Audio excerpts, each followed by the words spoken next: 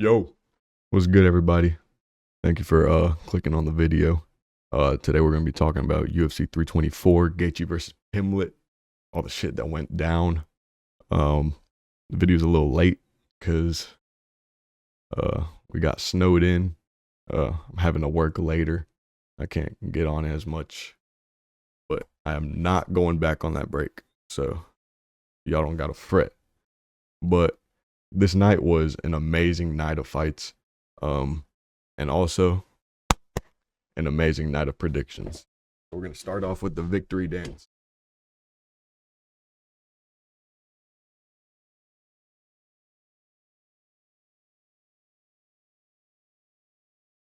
Yep, like and subscribe if you want to see that again. Hey, I went. What was it? Five out of six. Wait, I went 5-1 in predictions. The only one I got wrong with Gaethje was Gaethje versus Pimlet. Gaethje obviously won, destroyed my man, but yeah, Pimlet did not do enough. He did not nearly enough to beat Gaethje. He did the complete opposite of what I told you to do. So that's how you know he didn't watch his video. But yeah, also got snacks. So calm the nerves, you know.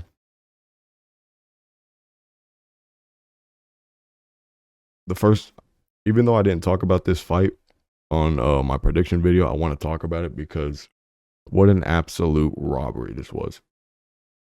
Heard a lot of people saying that Arnold Allen and Gene Silva was a robbery. A lot of people were saying that Sean O'Malley and Song Yadong was a robbery.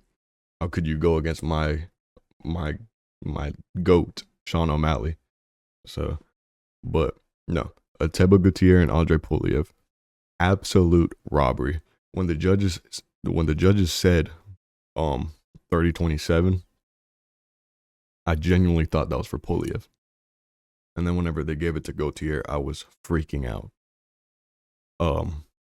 And we had money on the line, but we still won. But I thought we lost the money, so I'm happy, but I'm sad because I genuinely thought Puliev was gonna win. And I told my cousin, I was like, I feel like Puliev is gonna like shock the world with this.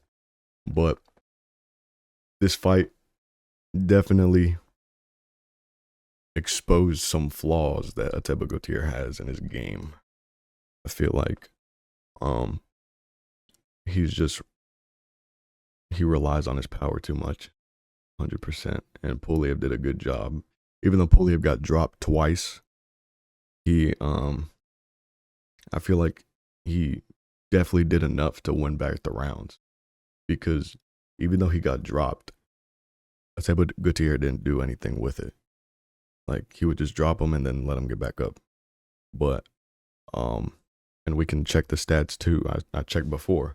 You can see the two knockdowns right down here, but you can see that the total strikes in the fight, he's completely, well, it's not obviously complete domination, but in every round he has more strikes than Ateba Gutierrez, and significant strikes in all of them.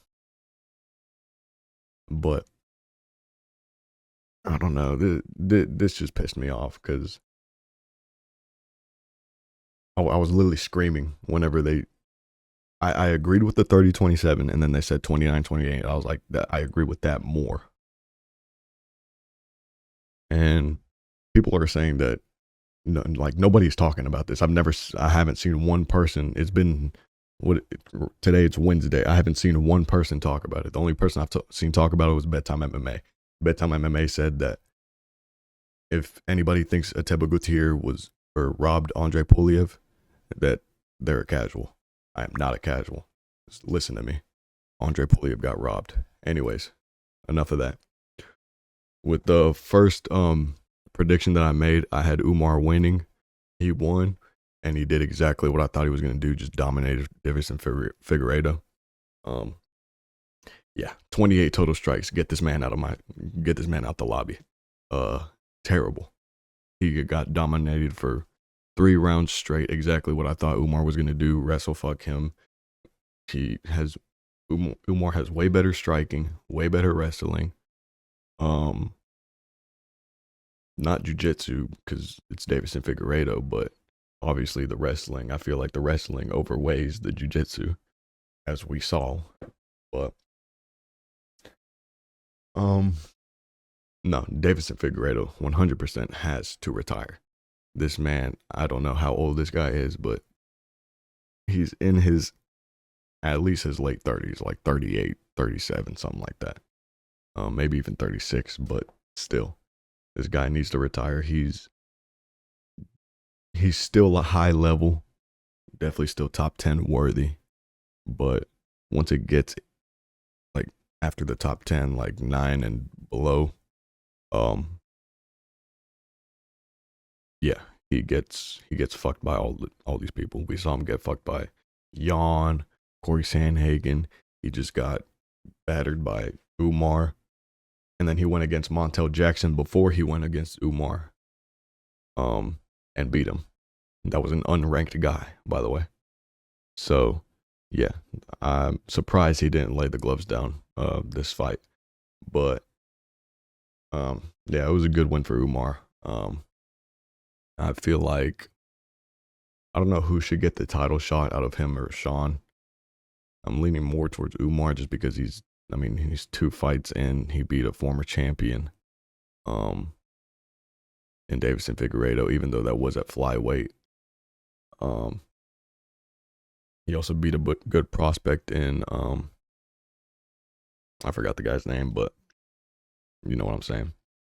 Um, yeah, I do want to see Umar get the title shot if after Peter Yan beats Marab again, because there's no way Marab is gonna. You saw how I was glazing Marab that one whenever or in my predictions of that fight against Yan. Yeah, Marab is not coming back from that. Yan is beating him 100%. After what I saw, Yan is the GOAT. Moving on, we're going to talk about Arnold Allen, Gene Silva, the Silva Surfer, as they like to call him. 4 takedowns and dominated the whole fight. Well, I wouldn't say dominated. Everybody said that this was a robbery. Gene Silva was definitely way more composed. As soon as the fight started, I turned to my cousin. I was like, he looks different. He's he's he tried a lot to stay more composed because we saw what happened in the Diego Lopez fight. He got too cocky and knocked out. Arnold Allen, he had a shoulder injury, had 2 years off, but he still looked good. He's only lost to high level people: Max Holloway, Movsar Evloev, Gene Silva. But he didn't look bad in the fight. He's definitely still a contender. You shouldn't count him out just because of this loss. I feel like Arnold Allen started off better, and then Gene Silva, as the fight went on, definitely made good adjustments. I've been seeing. I saw a video about it, and he was talking about how Arnold Allen would counter Gene Silva whenever Gene Silva would try to hit him with the right cross. Arnold Allen would just counter before he got a chance, and then Gene Silva adjusted and was able to trip Arnold Allen every time he tried to do his counter. But yeah, Gene Silva, he's still my favorite fighting nerd. Everybody hates him now. I don't know why. And I didn't like what he was doing with screaming at the belt and all that shit. That was kind of cringy. But oh, I forgot about this fight. This was also a fight that everybody was saying was a robbery. Natalia Silva Rose Namajunas. I didn't pay attention to this fight, like not one bit. I was on my phone playing Clash Royale, and yeah, I couldn't tell you one single thing about this fight. So if you're here wanting a complete breakdown of what happened, you're on the wrong YouTube channel. But yeah, my cousin was saying that Rose definitely won the fight. Even my brother texted me and told me that Rose won the fight. My brother does not know UFC like that. Uh, so yeah, if somebody like that is saying it's a robbery, it's got to be a robbery. But I don't get how it is because more total strikes, same takedowns, even though she has a better percentage. Significant strikes. Even though Natalia Silva started off the fight, dance was like,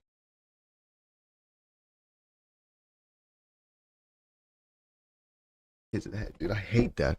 I don't want this girl to go fucking go into the fight with Valentina Shevchenko and do that shit. That's dumb as hell. But yeah, I guess we're gonna have to see that now. But anyways, Waldo Cortez Acosta and Derek Lewis, the guaranteed knockout fight, the fight that I guaranteed was gonna end in a knockout, and it did. Except not the way we thought it was gonna happen. Derek Lewis got knocked out literally by the wind. Waldo Cortez Acosta threw a punch at Derek Lewis. Like, here, I'm gonna get up.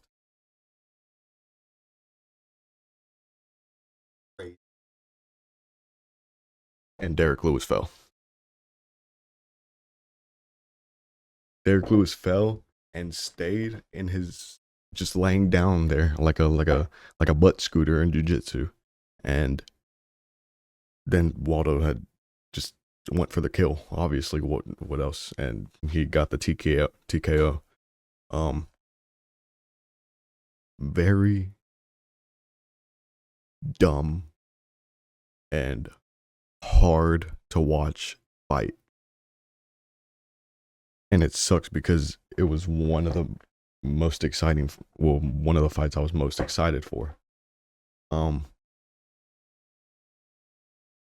like what the 8 strikes in 2 rounds, four in both. You had 5 minutes and you threw 4 strikes. Yeah, get this guy out of my lobby. I could whoop Derek Lewis's ass. No, dude, I'm very upset. I'm very upset. And whenever I'm upset, you won't like me when I'm angry. Yeah, anyways, I don't want to break my monitor anymore. So we're going to move on. Sean O'Malley, Song Yadong. My GOAT. Do you guys see that? He has 67 significant strikes, or total strikes. I'm not going to do it. All right. But listen, man, Sean O'Malley, another robbery. Not a robbery. And I'm not even being biased. It was not a robbery. I was paying attention the whole time. Sean O'Malley is so slick with his striking. He just does what he does. Song Yadong is obviously very good. The reason that everybody says that Song Yadong keeps getting robbed is just because he's high level and he pushes these fighters to dog fights and it's always close, but it doesn't mean it's a robbery. He's always close but comes up short. Even though he might have 2 more total strikes than him, it doesn't mean anything about how the fight went. Sean O'Malley was countering way more and way slicker on the feet. Round 2, yes, Song won that round, 100%. 2 takedowns, 34 strikes. But no, you don't win the fight off of just one good round. But yeah, man, Sean O'Malley he's so beautiful. How can you not love Sean O'Malley, man? But No, like I said, he just really slick on the feet, countering as he always does. Um, and Song Yadong, dude, he he's always been one of my favorite guys at the top of the division. Um, and I don't know, like I said, I don't know who I want to get the title shot. I want Umar more, but the Sean and Peter Yan rematch is like bound to happen because everybody says that was a robbery too. We're seeing a correlation with all these robberies, but yeah, no, very good fight. And then the one fight that I had wrong, Justin Gaethje and Paddy Pimblett. I thought that Paddy Pimblett was going to come in this fight with a way better game plan, way better striking. I thought he was going to implement more of the wrestling, and his jiu-jitsu. But no, instead he took Justin Gaethje to Justin Gaethje's realm and fought Justin Gaethje's fight, which obviously you're going to lose that because we know how that goes. The only person that's ever been able to stop him in his own game is my GOAT, Max Holloway, but we're not going to get into that. Yeah, Paddy Pimblett, just the whole time he does what he always does and just keeps his hands over here, like he's like this, and fighting. He got dropped twice, and yeah, no, but it was a banger fight. So far, well, it's the first card of the year, but definitely has potential to be one of the best fights of the year. Scousers definitely do not get knocked out, and we saw that being proven today. I just fucked up my mic. But yeah, no, Justin Gaethje just did what Justin Gaethje does. He didn't implement the leg kicks though, and I was weird. Paddy Pimblett did more leg kicks than Justin, and it actually looked like it was hurting him. I don't know if it was the fucking staph infection that he has or what, but it was a decent fight. I thought Paddy won. What was it? I think it was round 3. Paddy definitely won round 3, but Justin. And at this point, I was like, yeah, we're good, because I thought the tide was gonna turn for the entire fight. But no, Justin Gaethje just came back, took him down even, and yeah, I'm still happy with the 5-1 record. We're starting off the year strong. There was something I was gonna say, but I forgot. Well, we're all gonna have to live in curiosity, but yeah, man. Round 5, yeah, it's just the same shit. Just basically just dominated Paddy Pimblett. I hate how this guy. Well, what Paddy did do good was his knees, the leg kicks, and that's it. Literally, that's it. You're not gonna win with knees and leg kicks. He had his hands down. The only time he tried to wrestle was whenever he was hurt. So, yeah, that's just dumb. But he definitely beats most of the guys in the division. And what I was gonna say was, Ilya absolutely destroys Justin Gaethje. In round 1, I'll say 1 minute, and that's not even like an exaggeration. Ilya literally destroys both of these guys.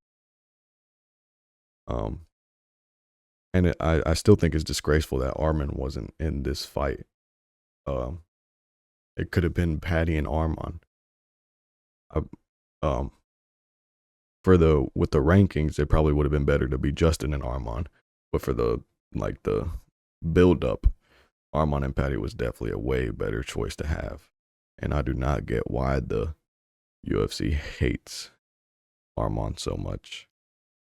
But I'm praying that it's like a John Jones situation where they make Ilya not fight the interim title or fight the person who has the interim title and just fight someone else, which Armand. And then after that, fucking Justin Gaethje can get whoever wins that. Because I still go back and forth on who wins between Ilya and Armand. Well, it's Ilya, we already know, but yeah, man, banger fight. I was really happy with the way this played out. But yeah, man, that's really it. That's all that I got. Thank you guys for watching. Soon I'm gonna be dropping the prediction video for UFC 325. Absolute banger card. We got Volkanovski coming back after no fights against Diego Lopez in the immediate rematch for Volk. And Diego Lopez knocked out Gene Silva, straight back to a title shot. Then we got Dan Hooker. He just got brutalized by Arman Tsarukyan. Benoit Saint Denis. He beat a 57-year-old man. Then we got Rafael Fiziev. Did he beat? Oh, he beat Bahamundes. That's a good win. I like that win because I was very surprised because Bahamundes is like twice his size and he was still able to. One thing I do want to talk about is how Bahamundes is like 6'3" in the lightweight division, and he stands like he's 5'5", like he stands like this. I don't get it, but. And then we got Mauricio Rufy. He just got brutalized by BSD, and he's still fighting up the rankings. I don't know how. I don't know why. Then who else do we got? We got Quillen Salkilled. He owns a bakery. Who else? Yeah, the rest are absolute blokes. Absolute blobs. But yeah, man. That video is going to be coming out soon. Thank you guys for watching.